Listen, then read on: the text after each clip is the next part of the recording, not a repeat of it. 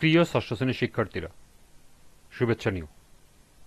আজকে আমি তোমাদের বাংলা বিষয়ের নতুন বই চারুপাঠ থেকে গদ্য সপ্তম অধ্যায় আমাদের লোকশিল্প এর ৪৭ পৃষ্ঠার কর্ম অনুশীলন ক এর সমাধান করে দেব। প্রথমে তোমাদের বলবো, যারা আমার চ্যানেলটি সাবস্ক্রাইব করো নাই তারা আমার চ্যানেলটি সাবস্ক্রাইব করবে এবং আমার সাথে থাকবে। তাহলে চলো আমরা ক্লাস শুরু করি। চারুপাঠ ৪৭ পৃষ্ঠার কর্ম অনুশীলন ক। তোমার দেখা একটি লোকশিল্পের পরিচয় তুলে ধরো।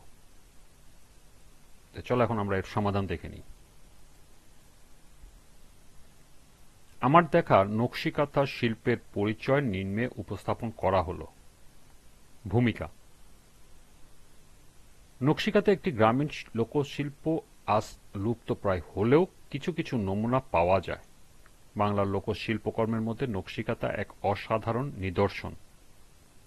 এটি শুধু একটি শীত রক্ষার উপকরণ নয়, বরং এক প্রাচীন সংস্কৃতির বাহক এবং নারীর সৃজনশীলতা অনন্য প্রকাশ। গ্রামবাংলার ঘরে ঘরে নারীদের হাতে তৈরি এই কাঁথা কেবল বস্তুগত দিক থেকে নয়, শিল্প সৌন্দর্যের দিক থেকেও অনবদ্য। উৎপত্তি ও ইতিহাস: নকশিকাঁথার উৎপত্তি সম্পর্কে নির্দিষ্ট কোনো তথ্য না থাকলেও ধারণা করা হয় প্রায় ৫০০ বছরেরও আগে এই শিল্পে শুরু হয় বাংলার গ্রামীণ অঞ্চলে। মূলত দরিদ্র পরিবারগুলো পুরনো কাপড় পুনর্ব্যবহার করে গৃহস্থলের কাজে লাগাত। সেসব কাপড়ের স্তরগুলো একত্র করে সুই সুতার মাধ্যমে সেলাই করে তৈরি করা হতো কাঁথা। ধীরে ধীরে এই সাধারণ কাঁথা নকশা আর কারুকাজে রূপ পেতে শুরু করে এবং তৈরি হয় আজকের নকশিকাঁথা।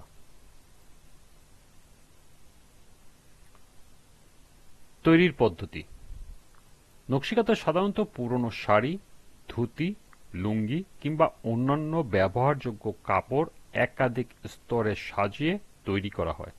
এরপর সেই কাপড়গুলোকে সূচের সাহায্যে রঙিন সুতায় বিভিন্ন নকশা করা হয়। নকশাগুলোর মধ্যে থাকে ফুল, লতাপাতা, গাছ, পাখি, পশু পাখি, মানুষ, নৌকা, ঘরবাড়ি, ধর্মীয় প্রতীক, লোককথা ও গ্রামীণ জীবনের বিভিন্ন চিত্র। কখনো কখনো বিয়ের দৃশ্য, ঈদের আনন্দ, কৃষিকাজ কিংবা রাজনৈতিক চিত্র ফুটে ওঠে এসব কাঁথায়। প্রতিটি নকশার পেছনে থাকে এক একটি গল্প বা আবেগঘন বার্তা। এরপর সৃজনশীলতা: নকশিকাঁথা মূলত নারীর শিল্পচর্চার মাধ্যম। বর্ষাকালে যখন চারিদিকে পানি থই থই করে, ঘর থেকে বাইরে বের হওয়া যায় না, এমন মৌসুমই ছিল নকশিকাঁথা সেলাইয়ের উপযুক্ত সময়। মেয়েরা সংসারের কাজ সাঙ্গ করে দুপুরের খাওয়া দাওয়া সেরে পাটি বিছিয়ে পানের বাটাটি পাশে নিয়ে পা মেলে বসতেন এই বিচিত্র নকশা তোলা কাঁথা সেলাই করতে। আপন পরিবেশ থেকে মেয়েরা তাদের মনের মধ্যে করে কাঁথা সেলাইয়ের অনুপ্রেরণা পেতেন। এমনি করে একটি কাঁথা সেলাই কত গল্প, কত হাসি, কত কান্নার মধ্য দিয়ে শেষ হতো বলা যায় না। এরপর সাংস্কৃতিক ও অর্থনৈতিক গুরুত্ব: নকশিকাঁথা শুধু একটি শিল্প নয়, এটি আজ বাংলাদেশের একটি ব্র্যান্ড হিসেবে বিশ্বে পরিচিত। দেশ বিদেশে বিভিন্ন প্রদর্শনীতে এই শিল্পের চাহিদা দিন দিন বাড়ছে।